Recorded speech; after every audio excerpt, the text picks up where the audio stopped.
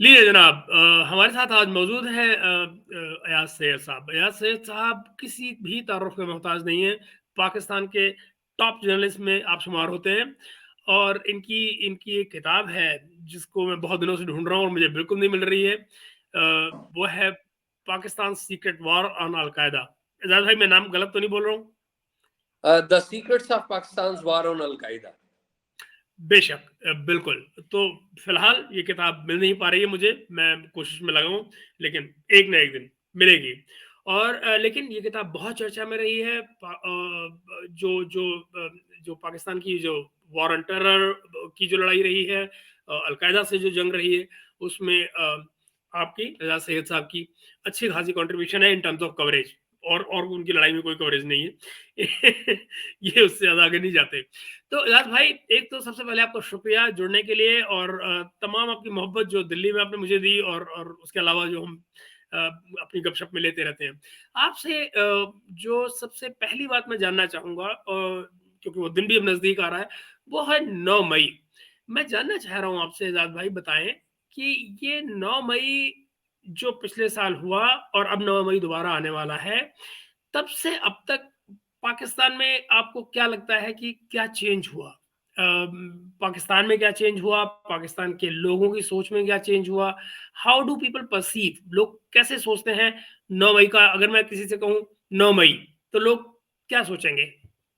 महेश भाई, बहुत शुक्रिया आपका। महेश भाई, 9 मई के बारे में आपने कहा ना कि लोग क्या सोचते हैं, ये तो एक बड़ा मुश्किल बात है कि लोग क्या सोचते हैं। लेकिन मैं दो राय आपके सामने रख देता हूँ। पहली बात तो ये है कि 9 मई 2023 जो है, वो हम्म, उससे पहले का प्री 9 मई का जो सिनेरियो, वो क्या है। प्री 9 मई सिनेरियो ये है कि इमरान खान जो है वो मोस्ट पॉपुलर लीडर है, मोस्ट पावरफुल लीडर है। वो इशारा करते हैं तो लोग बाहर निकल आते हैं। उनको देखने के लिए लोगों की एक बड़ी तादाद हर वक्त उनके घर लाहौर में रहती है। वो कोर्ट अपीयरेंस करते हैं तो लोग जम्मे गफीर जो है, बड़ी तादाद में लोग वो आ जाते हैं। जिस तरह आपके यहाँ जो स्टार्स हैं, तो जो इमरान खान साहब हैं वो यहाँ पर किसी स्टार से कम नहीं थे एट दैट टाइम। और फिर आपको पता है कि इमरान खान साहब की गिरफ्तारी होती है, अरेस्ट होती है, और उसके रिएक्शन में अ, उनके जो फॉलोअर्स हैं वो अटैक करते हैं। पाकिस्तान की जो सिक्योरिटी इस्टेब्लिशमेंट है, मिलिट्री इंस्टॉलेशंस हैं, इंटेलिजेंस इंस्टॉलेशंस हैं, उनके ऊपर अटैक करते हैं। इस्लामाबाद में, रावलपिंडी में, लाहौर में, मुल्तान में, फैसलाबाद में ये अटैक होते हैं। अब इन अटैक के नतीजे में ज़ाहिर है लोग हैं, मिलिट्री उसके ऊपर रिएक्ट नहीं करती इन टर्म्स ऑफ के मिलिट्री ने कोई लाठी चार्ज नहीं किया या फायर नहीं किया। लेकिन वो अटैक होता है और उसके नतीजे में जलाओ घेराव होता है। काफ़ी, जिसे कहते हैं ना कि बुरी सूरत हाल उस वक्त होती है। तो ये सिलसिला जो है वो 10 मई को भी जारी रहता है। जिस आपको पता ऑडियो को कट रहा है कुछ। आपका है ऑडियो कट रहा है। एजाज भाई, ऑडियो कट रहा है आपका। अच्छा, मेरे ख्याल में वो जब आपकी अपलोडिंग हो जाएगी तो पूरा ठीक हो ऑडियो जाएगा। आपका कट कट के आ रहा है। ओके। ये ये यहाँ पे इंटरनेट का कोई इशू है, इस ओके। वजह से वो थोड़ा सा स्लो। एनी हाउ, तो ये सूरत हाल है कि 9 ओके। मई को फिर लोग रिएक्ट करते हैं, और 10 मई को भी वो जो रिएक्शन है वो जारी रहता है। लेकिन जो बड़ी बात होती है, वो बड़ी बात ये होती है कि 10 मई को जब इमरान खान साहब को कोर्ट के सामने पेश किया जाता है तो इमरान खान साहब उसको कंडेम नहीं करते। मैं खुद कोर्ट रूम में मौजूद था, इंटरनेशनल मीडिया भी था, लोकल मीडिया भी था। तो इमरान खान साहब से ये पूछा गया कि आप बताइए कि क्या आप इसे कंडेम करते हैं। तो वो कहते हैं कि नहीं, ये तो इसी तरह होगा, ये तो लोगों ने रिएक्शन किया है, अगर मुझे दोबारा इस तरह गिरफ्तार करेंगे तो दोबारा रिएक्शन। अच्छा, और फिर उसके बाद में क्या होता है कि हमारी सिक्योरिटी स्टैब्लिशमेंट वो भी हरकत में आती है, क्योंकि ज़ाहिर है उनके ऊपर अटैक हुआ है तो वो रिएक्ट करते हैं। और इनके बहुत सारे लोग अरेस्ट भी होते हैं। बहुत सारे लीडर्स जो हैं वो आके प्रेस कॉन्फ्रेंस शुरू कर देते हैं। वो कहते हैं कि जी मई के वाक़यात की मजम्मत करते हैं और हमारा पाकिस्तान तहरीक इंसाफ से कोई ताल्लुक नहीं है, इमरान खान साहब से कोई ताल्लुक नहीं है। बड़े लीडर्स इनके इनकमिंग जिसे कह लीजिए इस दौरान में वो आते हैं। तो फिर 11 मई को आपको पता है कि कोर्ट जो है वो रिलीज करती है खान साहब को। बाद में दोबारा वो अरेस्ट होते हैं, लेकिन जो इमरान खान साहब की जो पार्टी है वो डिसमेंटल होना शुरू हो जाती है। वो डिसमेंटल हो रही होती है और इस दौरान दोबारा कोर्ट ऑर्डर करती है और फिर उनकी जो अरेस्ट है वो हो जाती है। लेकिन इस दफा को जो रिएक्शन है वो बड़ा नहीं होता। पुलिस जाती है, खान साहब के घर में जाती है लाहौर में और जाके उनको आराम से पकड़ के ले आती है। लेकिन at this time since 9 May onward PTI जो है उसके पॉलिटिक्स करना बड़ा मुश्किल हो जाता है, क्योंकि ज़ाहिर है उन्होंने अटैक किया है मिलिट्री के ऊपर, सिक्योरिटी इस्टेब्लिशमेंट के ऊपर अटैक किया है। और सिंस देन आपको पता है इलेक्शन आ जाते हैं। उसके बाद एक इमरान खान साहब मुसलसल जेल में रहते हैं। जेल इलेक्शन से थोड़ा दिन पहले उनको सजा हो जाती है, कन्विक्शन हो जाती है। और फिर 8 फरवरी के इलेक्शन आते हैं। इलेक्शन में क्या होता है, इलेक्शन में जो इलेक्शन से पहले एक लीगल बैटल होती है जिसमें इमरान खान साहब एक तो ये है कि पार्टी के सरबराह नहीं रहते। दूसरी ये होती है कि उनकी पार्टी के ऊपर जो इलेक्शन सिंबल है, पाकिस्तान के इंसाफ जो इमरान खान साहब की पार्टी है उनका इलेक्शन सिंबल है ट्रेडिशनली बैट, जो क्रिकेट बैट है ना वो उनका तो वो एक इलेक्शन केस में वो क्रिकेट बैट उनका सिंबल है वो भी चला जाता है। फिर पार्टी चली जाती है, पार्टी डिसमेंटल हो जाती है। इलेक्शन कमीशन पार्टी ने इलेक्शन कैसे करवाए हैं वो ठीक नहीं है, लेकिन उस पार्टी के सपोर्टेड जो मेंबर्स ऑफ नेशनल असेंबली हैं और कैंडिडेट्स जो हैं नेशनल असेंबली के और प्रोविंशियल वो खड़े होते हैं। हैरानकुन बात ये होती है कि उनके पास कोई इलेक्शन सिंबल नहीं है, कोई पार्टी फ्लैग नहीं है, लेकिन उसके बावजूद उनकी जो अक्सरियत है वो एक बड़ी तादाद में वो जीत जाते हैं। तो एक 9 मई हुआ कि जो मिलिट्री और इस्टेब्लिशमेंट के ऊपर अटैक किया गया, और फिर उसके बाद 8 फरवरी भी हुआ 2024, जिसमें लोगों ने एक बड़ी तादाद में इनको वोट दिया, जो कि जिसे कहिए कि सेकंड, अगर सिंगल लार्जेस्ट पार्टी की बात करें तो वो ये है इन मैनी वेज। तो सेकंड लार्जेस्ट पार्टी बन जाती है, अपोजिशन में बैठती है, और जो बाकी अलायंस है वो अलायंस बनाता है और वो सरकार में आ जाता है। तो Imran Khan is still behind the bars. 9 मई जो है उसने एक लेसन जरूर दे दिया है कि अब पीटीआई उसको, जो इमरान खान साहब हैं वो उनको ओन नहीं कर, वो अलबत्ता नया नैरेटिव वो जरूर ये करते हैं। वो नया नैरेटिव ये कि देखिए कि ये हमने अटैक नहीं किया, हमारे दरमियान में कुछ लोग बैठे हुए थे जो आए, और ये फॉल्स फ्लैग ऑपरेशन है, यानी कि ये जो अटैक है ये खुद मिलिट्री ने किया है, अपने आप पे ही किया है। और ये सूरत है, अब वो अपने आप को डिस्टेंस कर रहे हैं। लेकिन इमरान खान बात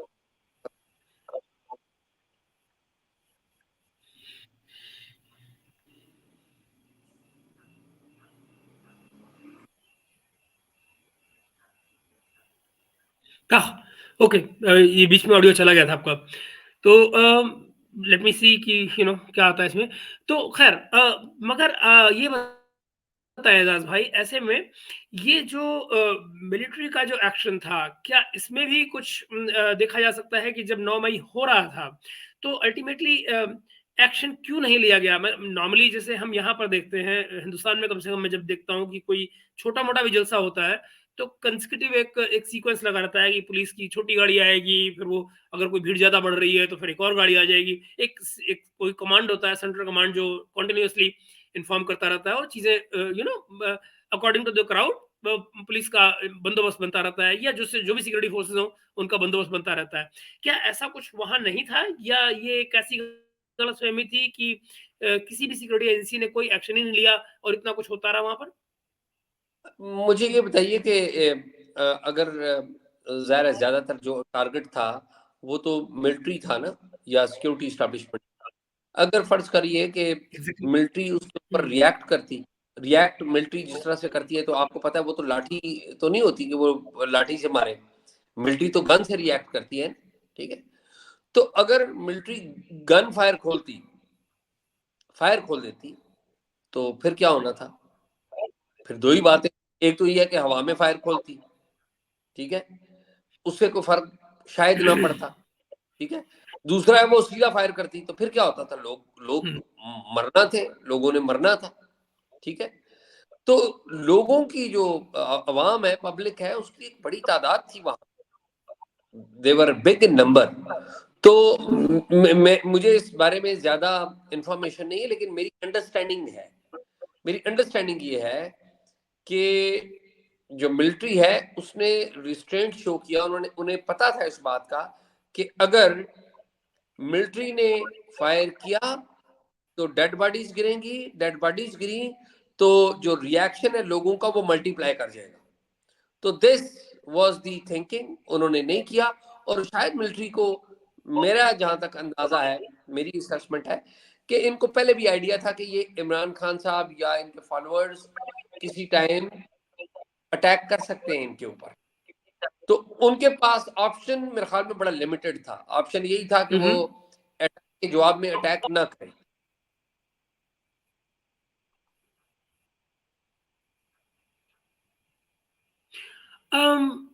इन दैट केस एजाज भाई, नॉर्मली क्या होता है कि जब इस तरह की सिचुएशंस होती हैं, तो जो फर्स्ट रिएक्शनरी फोर्स जो होती है, वो तो नॉर्मली पुलिस को होना चाहिए, ना कि फौज। अगर वो इंस्टॉलेशन पे भी जा रहे थे, फौजी इंस्टॉलेशन पे भी जा रहे थे, तो क्या पहले लोकल पुलिस को नहीं आना चाहिए इस तरह के माहौल में? और ऐसे में पुलिस कहाँ थी? क्योंकि अगर इतना इतना बड़ा जो हुजूम चल रहा है लोगों का, तो लोकल पुलिस कहीं कुछ देख तो रही होगी। And what were they doing? बिल्कुल, आप बिल्कुल दुरुस्त कह रहे हैं, पुलिस को आना चाहिए था, लेकिन पुलिस नहीं। दो बड़ी वजह है। एक बड़ी वजह तो ये है कि कंटोनमेंट्स के जो अंदर का इलाके हैं वहां पर आमतौर पे पुलिस नहीं आती, वहां आमतौर पे मिलिट्री पुलिस होती है, ये बड़ी अहम बात है। और दूसरी बात ये है कि वहां पे पब्लिक इतनी थी कि जो पुलिस है वो तो खुद बेबस थी। आप देखिए ना, मिलिट्री ने पब्लिक की जो नंबर देख के रिएक्ट नहीं किया। नंबर इसमें बड़ा अहम है कि लोग बड़ी तादाद में बाहर निकल आए थे, एंड दे वर, वो बड़े क्लियर थे कि हमने इस तरफ जाना है, हम कंटोनमेंट में जाएंगे, हम जो मिलिट्री इंस्टॉलेशन है उसके ऊपर जाएंगे, वो उनकी क्लैरिटी थी वहां पे। तो अब अगर हुँ, मिलिट्री की इंस्टॉलेशन के ऊपर हुँ। खुद मिलिट्री रिएक्ट नहीं कर रही, तो आप पुलिस के बारे में क्या सोचेंगे कि पुलिस रिएक्ट करेगी? और हमारे यहाँ पुलिस तो वैसे भी जब मिलिट्री के मामलात हो तो हमेशा वो जिसे कहते हैं ना, सिग्नल ग्रीन भाग-फूक मिले में तो रहती है। तब एक्ट करते हैं। हुँ, हुँ, हुँ। बिल्कुल सही कह रहे हैं आप, बिल्कुल ठीक बात है, ये तो क्लियर है। लेकिन फिर बाद में जो कुछ हुआ, जो जो जो जो इसके बाद में जो कुछ हुआ, उस पर कैसे है कि मतलब कुछ लोगों ने बाद में ये भी आवाज़ उठाई कि शायद यू नो बाहर के लोग थे जिन्होंने किया, फिर हुआ कि इनसाइड जॉब है। एक्चुअली इसको लेकर कुछ कुछ कोई नैरेटिव भी बहुत क्लियर नहीं आ पाया है पीटीआई का। और उससे भी बड़ी बात जो मुझे लगती है कि जो इलेक्शन बाद में हुआ और जिस तरह से लोगों ने ओवरवेलमली वोट किया पीटीआई को, ये क्या दिखाता है कि एक आदमी जो 9 मई करे, क्या लोगों ने 9 मई को एक्सेप्ट कर लिया? Were they ready to accept it as a positive thing? उनको ये एहसास नहीं था कि सिक्योरिटी एजेंसीज पर हमला किया गया है एक पॉलिटिकल पार्टी के द्वारा, जो कि गलत है। मतलब एक पॉलिटिकल पार्टी को इस तरह नहीं करना चाहिए था। Were people ready to accept it? देखिए, जो आम लोग आम हैं, जो पब्लिक है वो एक्सेप्ट करती है इस नोशन को। हुँ, अगेन यहाँ पे भी दो रीजंस है बड़ी अहम, जिनको आमतौर पे हम इग्नोर करते हैं। एक तो ये है कि जो इमरान खान साहब के मुकाबले में कौन था, उनके मुकाबले में मिलिट्री तो इलेक्शन नहीं लड़ रही थी ना। उनके मुकाबले में थी 2 बड़ी पॉलिटिकल पार्टीज, बल्कि 4 बड़ी पॉलिटिकल पार्टीज। एक थी पाकिस्तान मुस्लिम लीग नवाज, जिसका फुटप्रिंट पंजाब में ज्यादा है। दूसरी पाकिस्तान पीपल्स पार्टी, जिसका फुटप्रिंट सिंध में ज्यादा है। तीसरी थी अवामी नेशनल पार्टी, जो खैबर पख्तूनख्वा में है। और JUIF, जमीयत उलमाए इस्लाम फजल रहमान की, वो भी KPK में भी है और बलूचिस्तान में भी है, बलूचिस्तान। ठीक है जी। तो अब ये वो जमाते हैं जिनके बारे में इमरान खान ने नैरेटिव बिल्ट किया था कि ये तो सारे चोर डाकू हैं। और इन सारों को देखिए ना, enemy of the enemy is friend. ठीक है, तो इमरान खान जो है वो उन्होंने सारे महाज खोले हुए थे। फौज से भी वो लड़ रहे थे, पॉलिटिकल पार्टियों से भी लड़ रहे थे, मीडिया से भी लड़ रहे थे। तो इसमें जो पब्लिक इंप्रेशन था वो बड़ा क्लियर था कि इन पॉलिटिकल पार्टीज के साथ इस्टेब्लिशमेंट है। तो लोगों में एक रिजेंटमेंट इस्टेब्लिशमेंट के रोल के ऊपर भी थी कि इस्टेब्लिशमेंट को अपना पॉलिटिकल रोल नहीं अदा करना चाहिए। इस्टेब्लिशमेंट ने ही निकाला, इमरान खान साहब ने तो ये एक पॉइंट ऑफ व्यू दिया था कि उनको निकाला है तो इस्टेब्लिशमेंट ने निकाला है। तो जो एंगर था वो मल्टीप्लाई हुआ, यानी कि anger of the traditional political system A, anger against the security establishment B, and resentment and hate spread multiply हो गई इन सारी चीजों के साथ। तो people stood with Imran Khan political party. और इमरान खान जो नैरेटिव दे रहे थे तो वो तो बड़ा लुक्रेटिव था, या वो बड़ा जिसे कहते हैं अट्रैक्टिव था, लुक्रेटिव नहीं। तो दिस बिकेम द रीजन।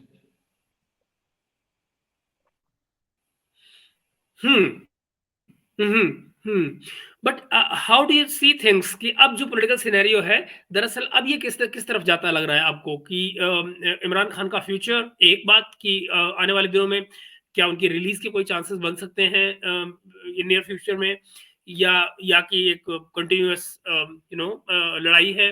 और दूसरी तरफ ये कि फिर हम अगले एपिसोड पे आते हैं, इसको यहाँ से खत्म करके फिर हम थोड़ी सी बात और दूसरी तरफ ले आते हैं जी। देखिए महेश जी, जो इमरान खान का जो फ्यूचर है that is linked with the health of Imran Khan. If is healthy, if he's walking, is running, he has a future. ये जो टाइम है ये कितनी देर रह सकता है? 5 years, 6 years? तो even if he's healthy in 5 years, after 5 years, so then there is a chance that he could come back. But if he's not healthy and there are many ifs and buts attached to it, then there is no future of Imran Khan. तो इमरान खान जो है वो इस क्वागमायर में फंसे हुए हैं, और वो every day he opens up a new front every day. अगर तो वो इससे बच निकलते हैं और हेल्दी, तो ही हैज ए चांस। जो पॉलिटिशियन है वो जल्दी नहीं, पॉलिटिशियन नहीं जल्दी। और पाकिस्तान में जो पॉलिटिशियन रिजेंटमेंट करता है या रेजिस्टेंस करता है, रिजेंटमेंट कह रहा हूं मैं, रेजिस्टेंस करता है, वो पॉलिटिशियन तो आपको पता है उसकी तो बड़ी मांग है पाकिस्तान में। पाकिस्तान में तो लंबा उसकी चलता बड़ी है। जी हाँ। और ये पॉपुलैरिटी उधर भी आपके हिंदुस्तान में भी भुट्टो जिंदा है। है। ऐसा ही है, ऐसा ही है।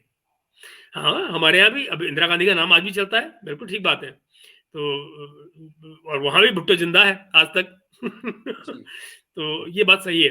तो ये सही कह रहे हैं। अब करंट सिनेरियो में, अब जबकि पाकिस्तान जो है वो IMF जा चुका है, पिछले वाला जो स्टैंड अलोन एग्रीमेंट था इनका, उसकी 1.1 बिलियन आ चुका है, अकाउंट में भी आ गया उनके। ये अब जो नया आपको जो इकोनॉमिक फ्यूचर नजर आ रहा है इस समय, मुझे मालूम है कि सऊदी अरबिया से बात चल रही है कुछ 5 बिलियन की, फिर वो रिकॉर्डिक का किस्सा चल रहा है।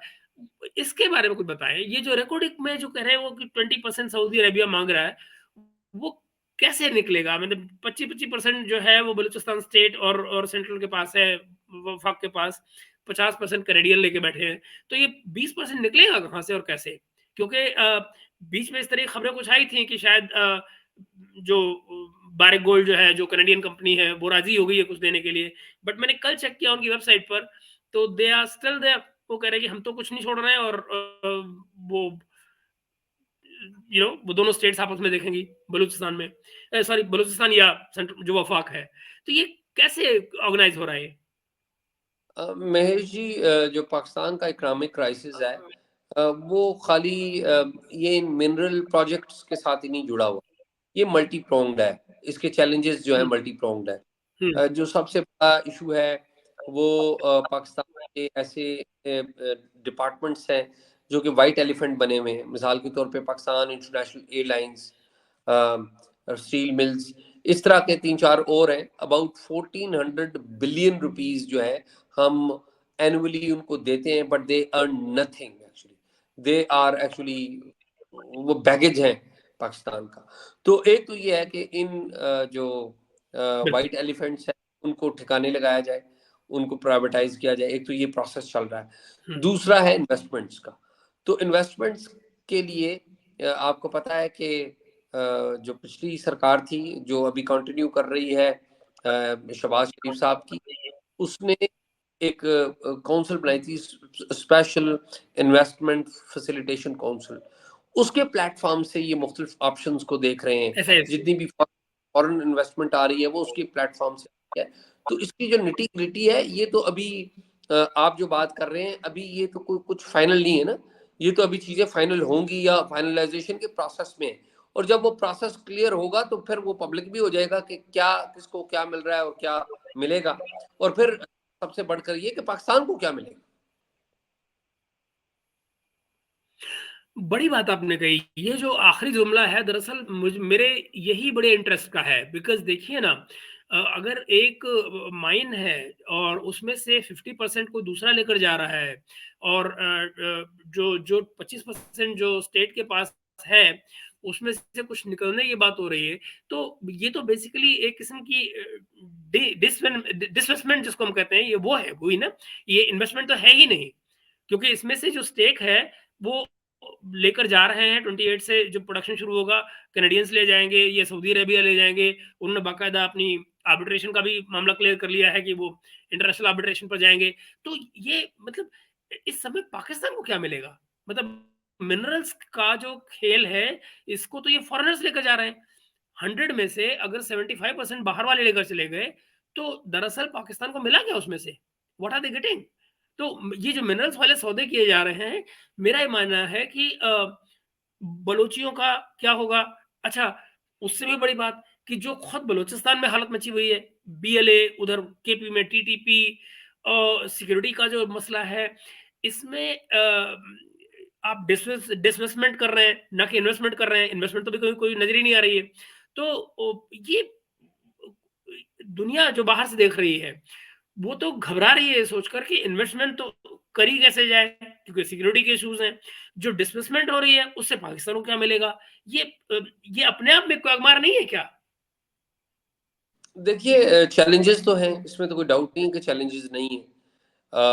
लॉ एंड ऑर्डर की बात आपने की, तो लॉ एंड ऑर्डर के भी चैलेंजेस हैं, नो डाउट अबाउट इट।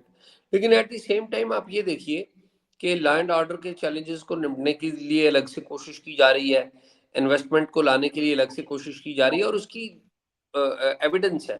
उसकी एविडेंस ये है कि आपको पता है सऊदीज डेलीगेशन आया, इन्वेस्टर्स का डेलीगेशन आया। अभी इन दिनों एक और डेलीगेशन उनका इन्वेस्टर्स का वो आ रहा है, ताकि चीजें वो फाइनलाइज करे।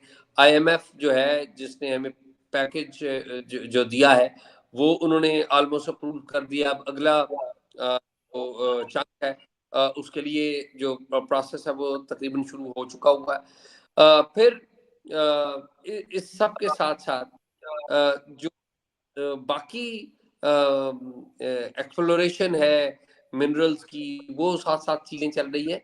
तो नो डाउट अबाउट हुँ, के चैलेंजेस नहीं, बिल्कुल चैलेंजेस है।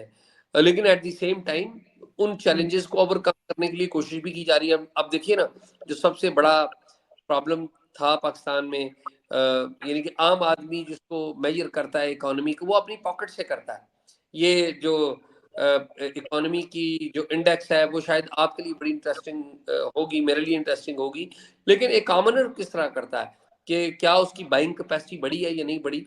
तो अभी सही। इन हालिया सालों में पाकिस्तान में, अभी हालिया महीनों में मैं कहूँगा, जो इकोनॉमिक इंडिकेटर्स हैं उनकी वजह से आप देखिए कि जो फ्लोर का एक बैग है उसमें तकरीबन 600 रुपीज कमी आई है। इनके फ्लोर जो है, आटा जो है, जो खाने की बुनियादी चीज है, उसमें कमी आई है। पेट्रोल की कीमत में कमी आई है। गो के that is also linked with the international market, but they brought it down. तो बिल्कुल। उनकी जो ट्रिकल डाउन इफेक्ट है, अब तो वो हो रहा है। तो अब लेट्स सी कि देखिए ना, बिटर चीजें क्या आएंगी। अहम बात, बिटर चीजें, जो बिटर प्रोसेस है वो शुरू होगा जुलाई में। यानी कि जून में हमारा बजट आएगा, तो जुलाई में हम आईएमएफ की जो अंडरस्टैंडिंग है उसके तहत हम नए टैक्सेस लगाएंगे। तो फिर प्रॉब्लम आएगी, और जाहिर है ये बेटर पिल है, आपको लेनी पड़ेगी, और अपने जो अकाउंट्स हैं उनको ठीक करना पड़ेगा। तो ये मेरे ख्याल में इशू है। और लेकिन अगर वो भी अकाउंट्स भी अगर आप बड़े पैमाने पे अगर उनको करें, यानी कि अपना टैक्स नेट बढ़ाएं, तो वो चीज़ें भी मेरे ख्याल में उसका इफेक्ट जो है वो उतना ज़्यादा शायद ना आए। बड़ी खूबसूरत बात आपने की, टैक्स नेट बढ़ाने वाली बात आपने की, आपने जुलाई की याद दिलाई मुझे। उससे मुझे ये भी याद आया कि अभी जो लेटेस्ट रिपोर्ट्स आई हैं कल परसों में, वो ये कि एफबीआर ने जो टैक्स कलेक्शन किया है, they have gone down on the collection. 35 billion का उनका शॉर्टफॉल हुआ है, जो आईएमएफ से उनका कमिटमेंट था। डज़ दैट मीन कि इनको बीच में कुछ करना पड़ेगा उसकी कलेक्शन को जून से पहले करने के लिए? क्योंकि अदरवाइज़ आईएमएफ से जो नेगोशिएशन करेंगे उसमें भी इम्पैक्ट आएगा। तो हाउ डज़ इट, एक एक तो ये इकोनॉमिक जो सवाल खड़ा हो रहा है वहाँ पे ये, और दूसरा ये फॉर एग्ज़ाम्पल तो इस पे बताएँ, और फिर ये बताएँ चलिए फिर मैं आपको अगला सवाल पूछता हूँ, वो आप वो आपके लिए पर्सनल हो जाएगा ज़रा, तो इसलिए मैं दोनों को अलग रखता हूँ। How do you look at नहीं इट? बिकॉज़ ये जो आटे आप, वाली आपने बात कही है आटे वाले को मैं ज़रा एक बार और ऐड कर दूँ कि गेहूँ का भी आपके यहाँ कुछ अभी मसला आया हुआ है, क्योंकि अभी बारिशें आई थी और बिल्कुल लास्ट स्टेज थी जो क्रॉप की। एम और फिर ये कुछ गेहूँ की खरीद का भी मसला आ रहा है। आपने वो भी देखा होगा कि बड़े लास्ट मोमेंट पे गेहूँ खरीदा गया था। पिछली गवर्नमेंट जो केयरटेकर गवर्नमेंट थी उसने बड़े अजीब तरीके से गेहूँ खरीदा था। वो भी कुछ समझाइए कि मतलब ऐसे कैसे होता है कि आपकी क्रॉप तैयार है, महीने भर में कट के आ जाने जा रही है और आप गेहूँ इम्पोर्ट कर रहे हैं। ऐसे कैसे होता है? मैं ना उसमें आपको एक बेसिक बात बता देता हूँ, बाकी उसकी निटी ग्रिटी बड़ी ज्यादा है, और मैं उसकी निटी ग्रिटी को इतनी तफसील से जानता भी हुँ, नहीं हूँ। मेरी उसकी एक इकोनॉमी के ऊपर और इन चीजों के ऊपर मेरी इतनी अंडरस्टैंडिंग नहीं है, पॉलिटिक्स के ऊपर ज्यादा मैं वो करता हूँ। ओके। लेकिन मैं जो हुँ, हुँ। ठीक, ठीक। जो बेसिक, देखिए, जो हमारी प्राइवेट एंटिटीज हैं या जो बिजनेसमैन है, वो कभी घाटे का सौदा नहीं करते। ठीक है। ये जो हुँ, अ, गेहूं जिसे कह बिल्कुल। रहे हैं आप, ये जो खरीदी गई है, ये सरकार ने अपने पैसों से नहीं ली, ये तो प्राइवेट इन्वेस्टर ने अपने पैसों से लिए। आज अनवार काकड़ है हमारे फॉर्मर प्राइम मिनिस्टर, उनसे मेरी बात हो रही थी। हुँ, मैंने हुँ। टॉक शॉक ली, इंटरव्यू भी किया। हुँ, हुँ। मेरे साथ मेरे कलीग अरे थे वाह! फखर, वो खुद जिसे कहते हैं कि वो काश्तकार हैं, वो हार्वेस्टिंग करते हैं, कल्टीवेशन करते हैं। ठीक है। तो हुँ, वो गुफ्तगू यही कर रहे थे, और मैंने उन दोनों को कहा, मैंने कहा जी मेरा ये एरिया नहीं है, तो इसलिए आई वुड लर्न। तो जो बात मुझे अंडरस्टैंडिंग में आई, उन्होंने कहा कि जो इम्पोर्ट ऑर्डर है, हुँ, वो फॉर लास्ट 4 इयर्स एक ही इम्पोर्ट ऑर्डर है, वो है प्राइवेट सेक्टर लेगा, और उसी इम्पोर्ट ऑर्डर के ऊपर इमरान खान साहब की गवर्नमेंट ने इम्पोर्ट की गेहूं, शहबाज शरीफ साहब की हुकूमत ने की, और अभी नई जो इंटरिम गवर्नमेंट थी उसने किया, जो दूसरी गवर्नमेंट है वो उस पर कर रही है। तो अगर जो किसान है या जैसे फार्मर है, उसको नहीं मिल रहे पैसे या उसको प्राइस नहीं मिल रही, तो वो गवर्नमेंट को चाहिए कि उसे खरीदे। तो वो एक अलग एक इशू है। लेकिन ब्रॉडली स्पीकिंग, कि जितना बड़ा उसको क्राइसिस बनाया जा रहा है हम मीडिया की तरफ से, क्योंकि हम मीडिया वालों को भी सारी चीज़ों की अंडरस्टैंडिंग नहीं होती, लेकिन हम सारी चीज़ों पे बात कर रहे होते हैं। हम कितना सारा कहते हैं कि जी मुझे ये नहीं हुँ। पता, मैं तो मान रहा हूँ कि मुझे इकोनॉमी का और ये इन चीज़ों का इतना पता नहीं है। मैं कुछ और सब्जेक्ट्स हैं हुँ, जिनके ऊपर मैं दिलचस्पी रखता हूँ। तो मेरा ये ख्याल है कि जितना बड़ा इसको जी। क्राइसिस बताया जा रहा है उतना है नहीं है। असल इशू है पाकिस्तान की economy, that is a big issue. तो लेट्स सी कि उसके ऊपर क्या होता है। हुँ, वंडरफुल। अच्छा, तो ये बताएँ मैं जानता हूँ कि इस वक़्त आप भी घर बना रहे हैं अपना, तो वहाँ पर ये बताएँ वो आप क्या सोलर-वोलर लगवा रहे हैं, कैसे कर रहे हैं? जी, मैं जहाँ पे रह रहा हूँ यहाँ पे तो सोलर लगा हुआ है, वहाँ पे भी इरादा है लगवाऊँगा, तो लेट्स सी। अच्छा, हुँ। अच्छा लगाना है। तो ये जो अब नई बात कही जा रही है कि जो सोलर लगाएँगे, एक तो डिस्करेज कर रही है गवर्नमेंट उनको कि आईपीपीज़ को नुकसान हो रहा है उसके चक्कर में। दूसरे ये कि आपके यहाँ शायद वो सिस्टम है नेट मीटरिंग वाला कि जैसो आप गवर्नमेंट को सेल ऑफ कर देते हैं, जो आप कंज़्यूम नहीं करते हैं उसको। तो उसके रेट्स को लेकर भी कुछ इश्यू आ रहा है कि ₹22 या ₹42 उसका कुछ आ रहा है इश्यू। ऐसे में जबकि सारी दुनिया जो है वो अल्टरनेटिव एनर्जी की तरफ जा रही है, रिन्यूएबल एनर्जी की तरफ जा रही है। क्या ये आईपीपीज़ के चक्कर में अगर डिस्करेजमेंट मिलता है, आप जैसे दोस्तों को जो पैसा लगाते हैं, 30-40 लाख रुपए लगा के पूरा प्लांट लगाते हैं, वो फिर कैसे सर्वाइव करेंगे अगर उनको इस तरह का नुकसान होता है तो? और फिर जो रिन्यूएबल एनर्जी है उसका क्या होगा पाकिस्तान में? अच्छा, पहली बात तो ये है कि 30-40 लाख रुपए का नहीं, छोटे से घर के लिए ये 7 लाख रुपए का सिस्टम होता है, जो यहाँ पे लग जाता है। बाकी जितना बड़ा घर होगा हुँ, उतने ज़्यादा पैसे होंगे, ठीक है। ज़ाहिर है। जो हुँ, कहा कि जो रेट का इशू है, वो रेट का बिल्कुल इशू है और अभी इसके ऊपर कोई डिसीजन नहीं हुआ, लेकिन पार्लियामेंट में पार्लियामेंटेरियंस भी देखिए जिन्होंने पॉलिसी बनानी वो खुद इसके यूजर हैं। जिन जजेस ने कोई फैसले देने हैं वो खुद हुँ, इसके हुँ, यूजर हैं। मेरा ये ख्याल है कि पहली बात है ये फैसला करना हुँ, बड़ा मुश्किल होगा और अगर ये किया भी तो पार्लियामेंट के अंदर से बड़ी रेजिस्टेंस होगी और पार्लियामेंट से रेजिस्टेंस ना हुई तो जुडिशरी से रेजिस्टेंस होगी। तो it's not that easy, easier said than done. Hmm. True, true. ये मेरे ख्याल से वैसे भी मुझे मुझे मालूम नहीं है, पाकिस्तान तो सिग्नेटरी है ना पेरिस एग्रीमेंट का जो जो जो एनवायरनमेंट वाला हुआ था, पेरिस एग्रीमेंट जो हुआ था, पाकिस्तान भी तो उसका सिग्नेटरी है मेरे ख्याल से। नहीं, मुझे इसके बारे में सही जो पता। एनर्जी कंजर्वेशन के लिए जो पेरिस वाला एग्रीमेंट हुआ था। जी, ओके, आई सी। मे, हाँ, मे, अच्छा। मेरे तो ये बताएँ मेरे एजाज़ भाई अगला आपका ट्रिप अब हिंदुस्तान में कब लग रहा है? बस दुआ करें, मेरी तो ख्वाहिश है कि अभी उड़ के आ जाऊँ। मेरी तो बड़ी ख्वाहिश थी कि मैं हिंदुस्तान आऊँ और इलेक्शन कवरेज करूँ, लेकिन ज़ाहिर है पाकिस्तान ने वीज़े नहीं दिए, तो आप हिंदुस्तान ने भी वीज़े नहीं दिए। तो मेरी ख्वाहिश है कि मैं हुँ। इलेक्शन के बाद आऊँ, जब भी मुझे वीज़ा मिले मैं आ जाऊँ। अच्छा, तो मतलब वो आप इलेक्शन के बाद मतलब जो गवर्नमेंट फ़ॉर्मुलेशन वगैरह हो रहा होगा, उस वक़्त आने के मेरी मूड में होंगे आप, ख्वाहिश है मेरी ना? ख्वाहिश मेरी ख्वाहिश ये है। हाँ, बहुत बहुत खूबसूरत आई थिंक मज़ा आएगा उस वक़्त अगर आप होंगे तो ज़ाहिर है मैं भी फिर यहाँ पहाड़ छोड़कर दिल्ली आऊँगा आपसे मिलने के लिए वक़्त गुज़ारा जाएगा साथ में।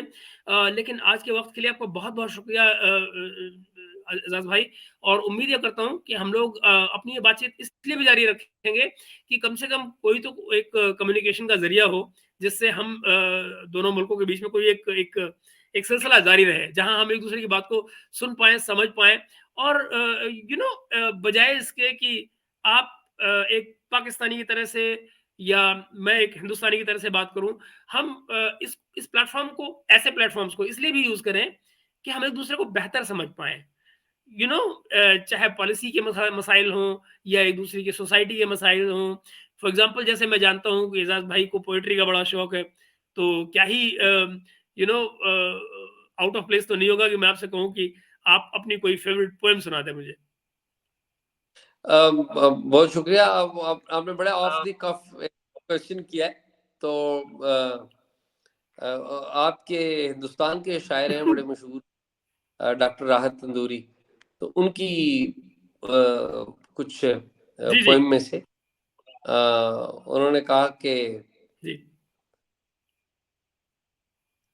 अब देखिए ना, एकदम आपने पूछा तो कोई नहीं वो कहते वक़्त लीजिए मेरे आप। वो कहते हैं